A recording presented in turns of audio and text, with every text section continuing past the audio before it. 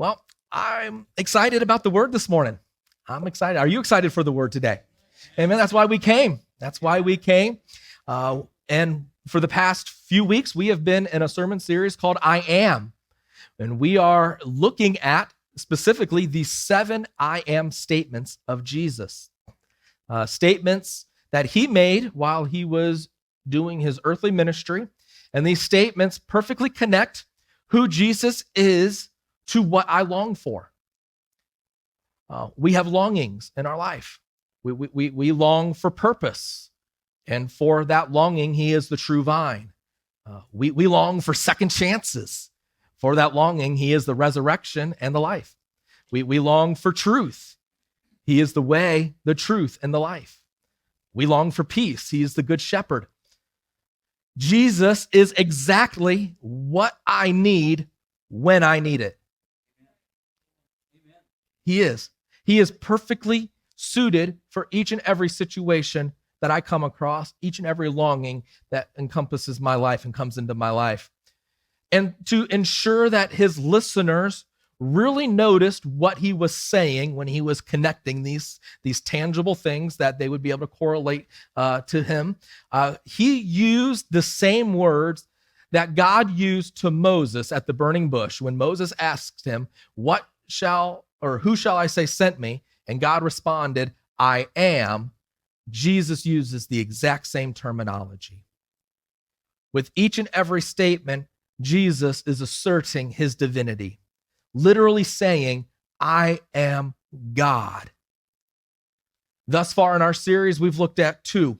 We've looked at our desire for satisfaction, which he is the bread of life. And we've looked at our desire for clarity, where he is the light of the world. This morning, we are going to look and see how we long for inclusion. We long for inclusion. And for that, he is the gate.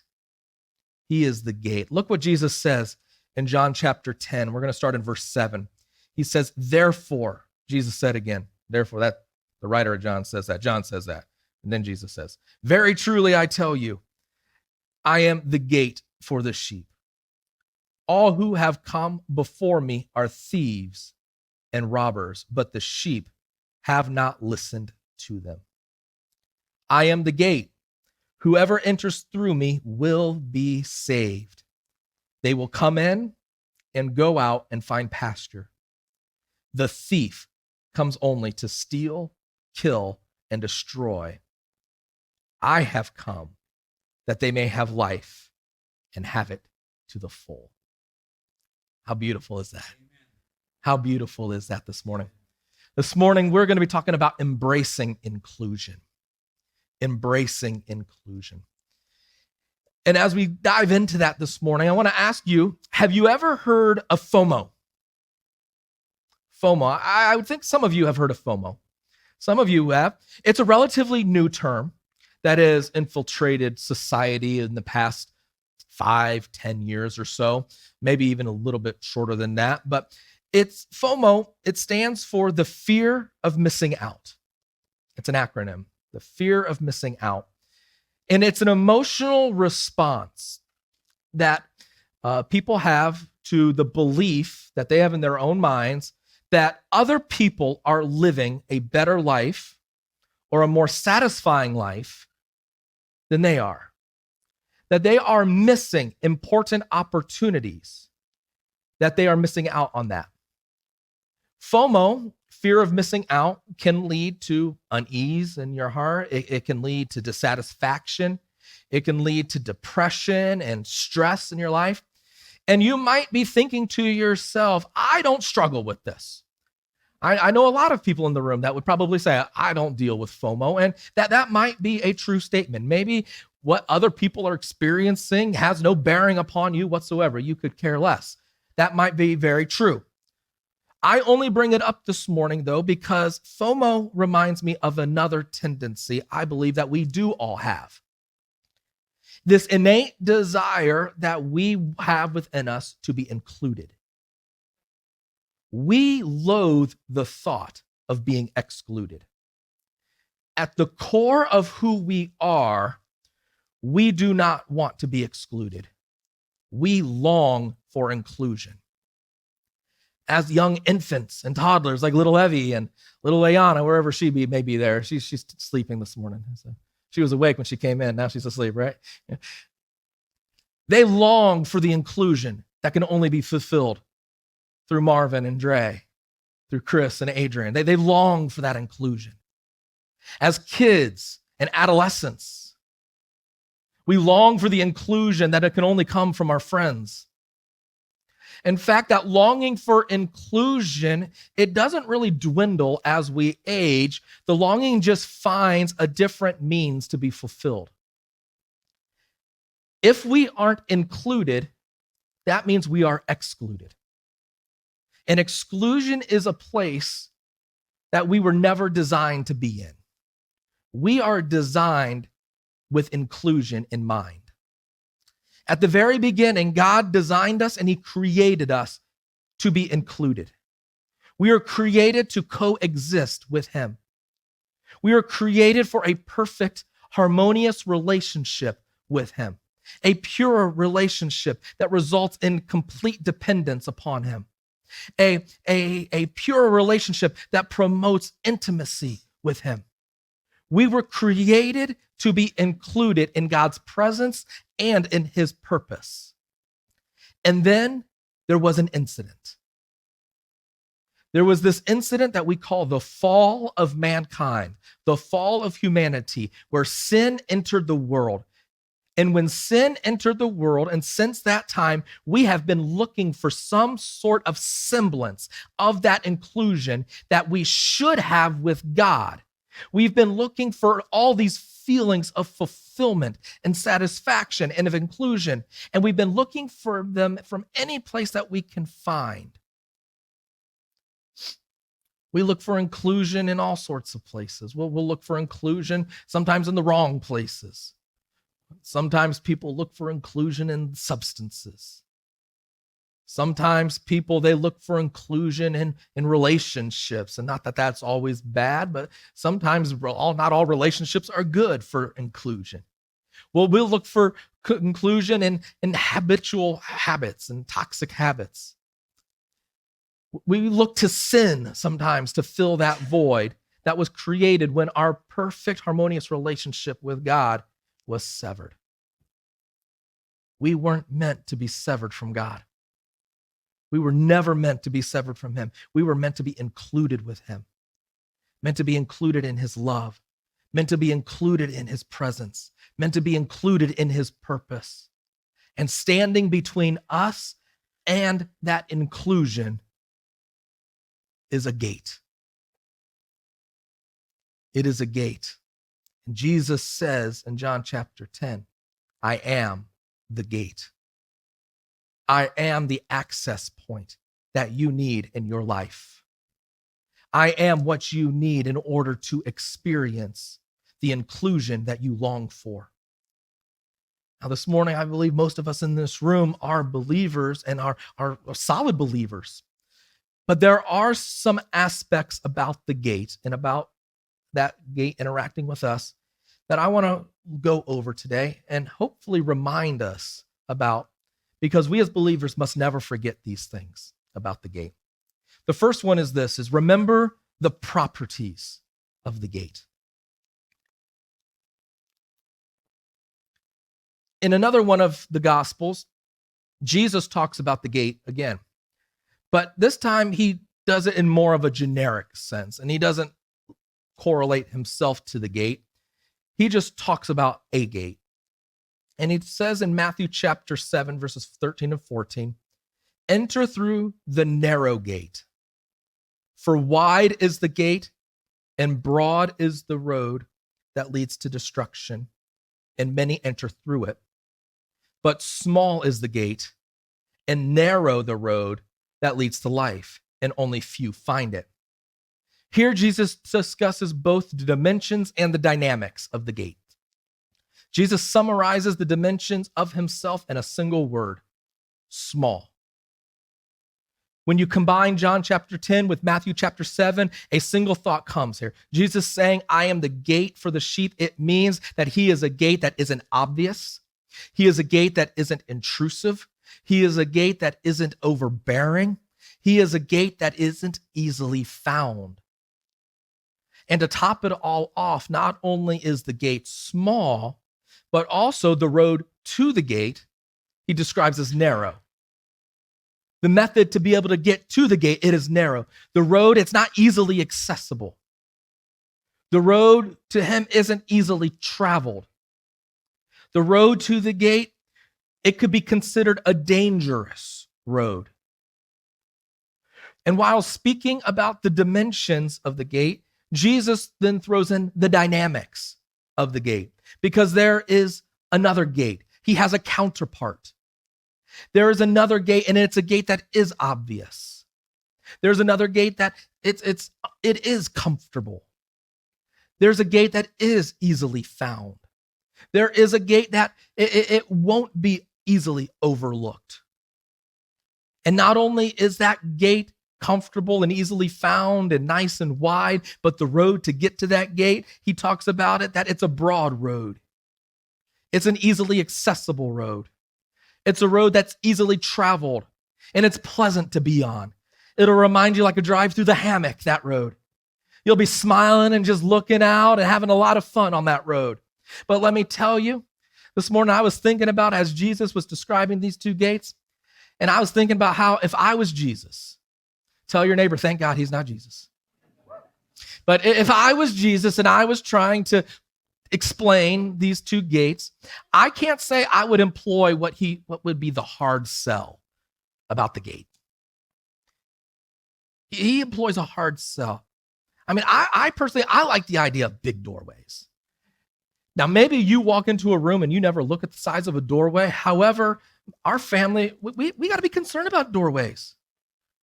We got to be, our kids, you know my kids, I'm going to say this gently, they take up a little bit more volume than average children. A little bit more surface area with the wheelchairs. You know, we got to be concerned with doorways, because you know why? We have some very wide doorways in our house. Thank God we have wide doorways, but it doesn't matter, because my kids, namely Noah, if they're going to crash into the doorway, they're going to get on him all the time. Don't take that turn so sharp. I appreciate a wide doorway. Our family appreciates wide doorways. Yet Jesus, in essence, he says to convince everyone that he's worthwhile to follow, he's worthwhile to pursue. He appears to be talking people out of it. He employs the hard sell. Oh, it's hard to follow me. It's a small gate that you're looking for with me. It's a narrow road to be on. And if you've served Jesus for any sort of time whatsoever, you know it's challenging to serve Jesus. You know it can be lonely to serve Jesus.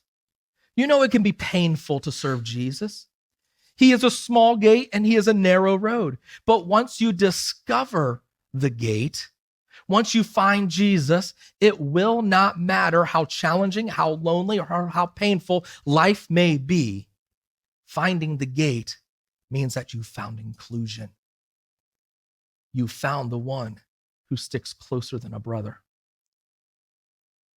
You've found the one who will never leave you or forsake you. Jesus is a gate that is worth going through, because when you do, on the other side of that is life. John 10:10, Jesus says, I am a gate. I have come that you may have life and have it to the full, have it more abundantly. Do not be deceived by the easier road. Do not be deceived by the easier gate, the bigger gate, the gate that has more people going through it and to it. The other gate will always leave you lacking. The other gate will always leave you unfulfilled. It's a gate that only separates, and it's a gate that excludes you. Its only form of inclusion is its inclusion in death. And Jesus says, choose the easy gate and be destroyed, or choose the hard gate and find life. He's a worthwhile gate. Remember that today. Remember the properties of the gate. He is a worthwhile gate. When you come across him, choose him. Secondly, we believers, we must also remember the purpose of the gate. We must remember the purpose of the gate. At the beginning of John 10, starting in verse 1, it says, "Very truly I tell you, Pharisees, anyone who does not enter the sheep pen by the gate, but climbs in by some other way, is a thief and a robber. The one who enters by the gate is the shepherd of the sheep. The gatekeeper opens the gate for him, and the sheep listen to his voice. He calls his own sheep by name and leads them out. When he has brought out all his own, he goes on ahead of them, and his sheep follow him because they know his voice. But they will never follow a stranger. In fact, they will run away from him because they do not recognize a stranger's voice." The gate is an identifier. The most obvious things, the gate identifies three things. The most obvious thing the gate identifies is it identifies who I am. I'm the sheep. Which, when sheep are little lambs, I'm the comparison, that might put a little smile on your face. Little lambs, that they're soft and cuddly. Yesterday, Pastor Christy, she showed me on her phone. Was it a reel? It was a reel, right? It was this little reel she found, and it was flashing through all these pictures of baby animals. And she says, "Which one would I want?" And it flashed through the little baby lamb, and there was a little baby goat. There was a little baby cow. There was a little baby, I think there was like a couple other ones there. She's the baby cow fan. She's always had this infatuation with baby cows. I've known her for 22 years. If you want to get her a good gift one year, find her a book on baby cows. Do not get her a baby cow. Find her a book on baby cows. All right? Now me, I like the baby lamb. The baby lamb is cute. It's soft and cuddly. You come at me with a book about baby lambs, I'm going to be thankful. Don't come to me with a baby lamb, please. I got 2 dogs and a cat and a whole litter of strays on the way. I don't know what else I can handle right now. But fortunately, or unfortunately, however you view lambs, they grow up and they become sheep. And sheep are stupid animals. And that you might want to take offense at when Jesus says you're the sheep. Because sheep, they're stupid animals. They find themselves in tumultuous situations all the time. Situations that they get themselves into. All right, well, maybe that makes sense. Okay, I can compare that with that. They're also stubborn. They get fat and they're hard to move around. Now this is getting personal. They're a pain to deal with. Sheep, they're an easy target. They're slow. They're vulnerable to predators. They can't defend themselves. Sheep, they basically do 2 things. They stand there and eat, and then they do the other thing that you do after you eat. Sleep, that's right. I don't know who said that, but that's right, sleep. Unless you are predisposed to see the value in sheep, sheep are only one thing. They are a liability. But thank God, even though he sees me as a sheep, he doesn't see me as a liability. He sees me as an asset. Because I'm an asset in his eyes, he leaves the 99 and he goes to find the 1. Because he sees me as an asset, he calls me by name and he leads me out. Because he sees me as an asset, he opens the doors that are beneficial in my life and he closes the doors that are going to do harm. The gate, it's an identifier. It identifies who I am, but the gate, it also identifies who Jesus is. He's identified as the one that I can trust because his voice is the one that I grow to recognize. I can trust what he says. I can trust when he calls. I can trust his commands when he gives them. I can trust that he is for me. I can trust that he desires to be with me and that he desires for me to be included with him. I can trust that in that conclusion, there is pastures of provision. And that's where the gate leads. That there's pastures of protection. And that's where the gate leads. That because I'm included with him, there's pastures of purpose before me. And that is where the gate leads. And as I hear his voice speaking more and more and more, the more and more I'm able to differentiate the voice of Jesus and the voice of the stranger. If we do not pursue the small gate, if we're not on that narrow road, then we'll never hear and we'll never learn the voice of Jesus. We'll be susceptible to the influences that enter my life, the influences that come hopping over the fence right into my life. Not the way that they should be coming in, the way that they're sneaking into my life. Hopping over the fence, not the gate. And then we know it's of Jesus because the gate is an identifier. It identifies who I am. It identifies who Jesus is. It identifies who my enemy is. The one who wants to sneak in. The one who wants me to succumb to my own ignorance. The one who wants me to succumb to the deception of his agenda.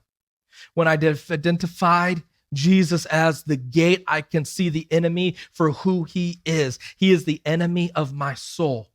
He is the one that is the roaming lion looking for someone to devour. He is the one that is hurling fiery arrows into my life, trying to ignite my life.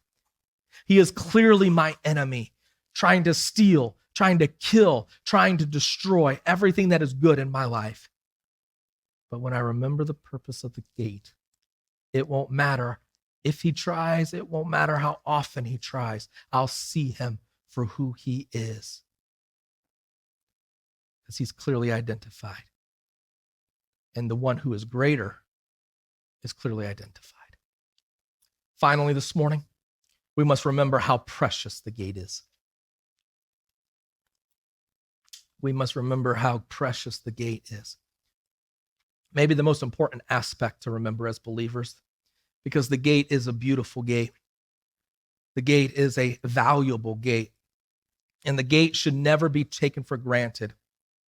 And it should never be taken for granted because the gate wasn't always there. Before Jesus, before the gate was there was nothing more than a wall, or rather, it was a curtain. It was a definitive mark, not of inclusion, but of separation. It was not a point of access. It was a barrier. In the tabernacle, or later on in the temple, there was this veil, and it stretched the whole height of the room, and it separated the Holy of Holies, where God would be accessible, from the rest of the structure, where anyone could be. In the Holy of Holies, it was a place of inclusion. But it was only for the high priest, and for him only one time a year. But when Jesus dies on the cross, look what happens to that barrier. Matthew 27, it says, at that moment, the curtain in the temple was torn in two from top to bottom. The barrier that prohibited my inclusion was now replaced by a gate to promote it. In the age of the church, and that's the age we live in now as believers in Jesus Christ, in the age of the church, it can be easy for us to take for granted how special having access to God really is. We have grown up and we've held on to these verses of inclusion. We've grown accustomed to verses of inclusion. Let us approach God's grace with boldness. Let's seek him. Let's ask him boldly for what we need, because we will find help in our present time of need. For us, there's no limit to what inclusion means. But yet, just a few centuries before, in the Old Testament, there was a man by the name of Moses who experienced inclusion like no other before him, yet even he was bound by limits. In Exodus 33, when he asks God, let me see your glory, God, he responds, you can see me. I'll cause my goodness to pass in front of you, but you cannot see my face. There's a place near where you can stand, and I'll put you in the cleft of the rock, and I'll cover you until I pass by, and then I'll remove my hand, and then you'll be able to see my back, but my face you must not see. And as great as that encounter that Moses had was, I can't help but think my opportunity for inclusion is greater. Now, because of Jesus, the gate, I am included. I'm included as a friend of God. He calls me friend. I'm included as a co-heir with Christ. Heaven's delight and heaven's glory, it is my reward. I'm included in the promise of his Holy Spirit. I'm empowered and equipped to be able to do everything he plans and desires and has destined me to do. I'm included as God's purpose being revealed in today's world. It is no longer I who live, but it is Christ who lives in me, that the lost world around me is able to see through me. I'm included as more than a conqueror. Overwhelming victory is mine because of Jesus Christ. I'm included. And it's all because Jesus is the gate. He's the gate with distinct properties. He's a gate with a defined purpose in mind. But most importantly, he's a precious gate. Oh, how precious is that gate, beautifully designed and erected for me and for you and for the world that we live in today. Never forget how precious that gate is. I haven't said this in a while, so I'm going to say this. Full confession time.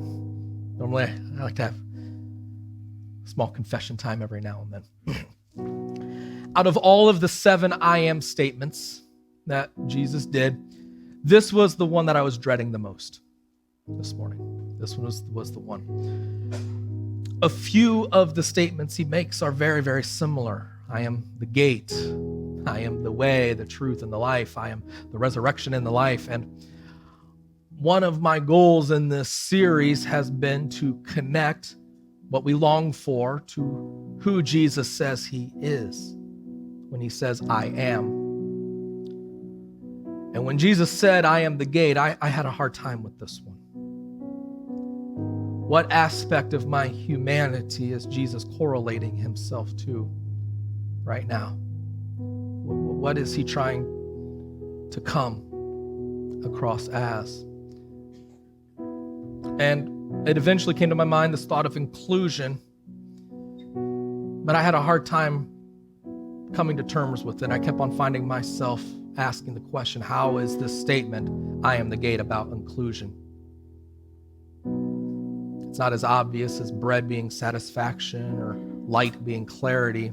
And the answer that I believe Jesus allowed me to have is this, is if we don't go through to gate, then we'll be left out. And that's the opposite of inclusion. It's the exact opposite. And this should be a FOMO event for each and every one of us. A fear of missing out on all that God has planned. Missing what the Bible describes as unseen, unheard, and unperceived. That no eye has seen, no ear has heard, no mind has conceived what God has prepared for those who love him. There is something prepared for those who are willing to go through the gate. But we must be willing to see it through. He is the gate. He is the gate meant for you. He is the gate prepared for you. He is the gate that is going to change you. And he is the gate that he is going to include you. Embrace I am. Embrace the gate this morning. Embrace inclusion. It's the best thing that you can do for yourself today. With your head bowed and your eyes closed this morning,